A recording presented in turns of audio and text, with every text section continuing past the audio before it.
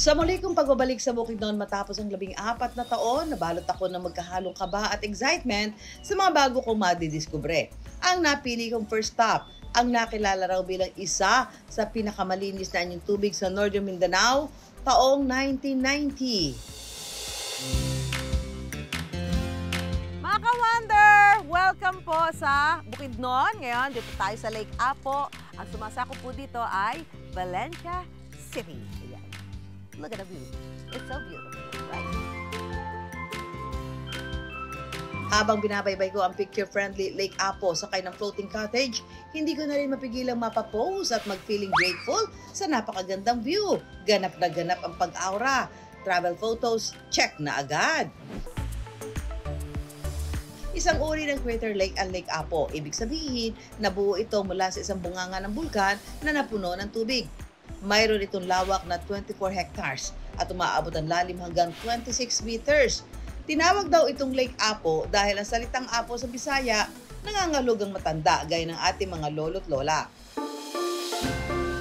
Ayon kasi sa mga alamat, mayroon daw nakatirang matanda noon sa bundok nito na minamaltrato ang kanyang apo. At bilang parusa, binaha ng mga Diyos ng bundok ang lugar kung saan ito nakatira hanggang sa mabuo ang Lake Apo. Nang marating nga namin ang kabilang bahagi ng lawa, tanaw sa itaas ang buong barangay ng Ginoyoran sa Valencia City.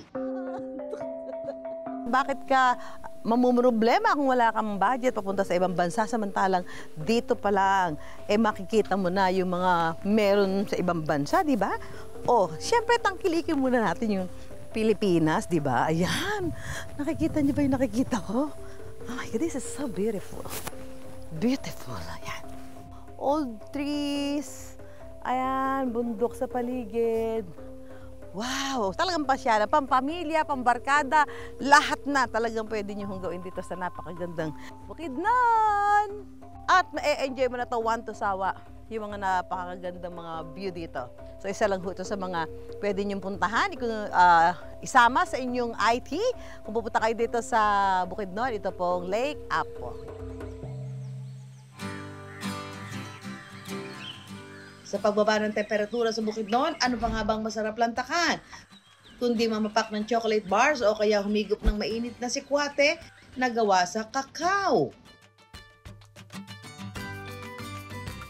Ayan mga ka-wonder, alam niyo ba na nagsisimula ng makilala ang Bukidnon dahil sa kanilang mga cacao products? Ayan. Ay, amoy na mga ano. Lasang-lasa talaga. Hanggang sa huling dulo ng ngipin ko. Nagtataas ang bundok, naglalaki ang pine trees, makapal na fog na sinasabayan pa ng malamig na klima. Mga ka-wonder, wala tayo sa Baguio ha? Nandito tayo sa Pine Ridge, Malay-Balay, Bukidnon. 2020 binuksan ito sa publiko. This place is a partnership with Bukidnon Tagulwanon tribe. They own the area, we developed the place, and of course we share a certain percentage sa ilaha, sa income. No signal and no internet nga raw dito. Ika nga, leave what is behind at mag-enjoy lang kasama ang nature. Pwede rin mag-me time o kaya kasama ang mga mahal sa buhay. Kung tahimik na muni-muni campsite raw ang hanap mo, tiyak magugustuhan mo raw dito. Proud nga taga-Bansalan, Davao del Sur. Since as you can see, nindot kayo ang place, very relaxing, panington jud ta ani nga lugar. So nag-enjoy jud mi. Hopefully next year makabalik mi diri. Napakasarap. As in, daig mo pa yung napunta ng Baguio, pero Baguio from the south.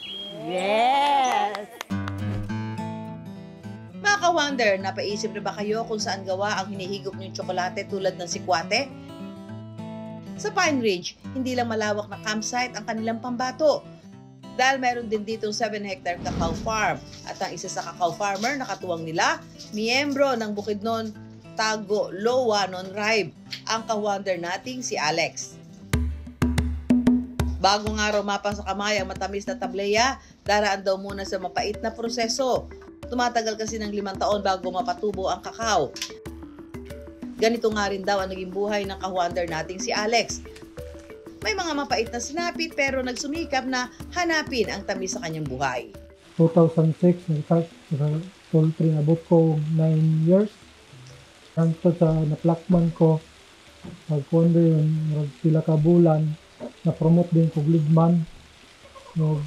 Mag-after og mga 2 years, na-promote din ko mga kaning kuwan, overall. Noon, malayo siya sa kanyang pamilya.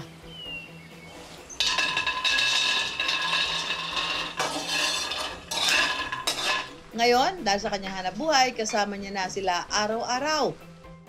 Tunay nga sa bawat higop, sumasalamin ang pagsusumikap at pagmamahal ng cacao farmers ng Bukidnon.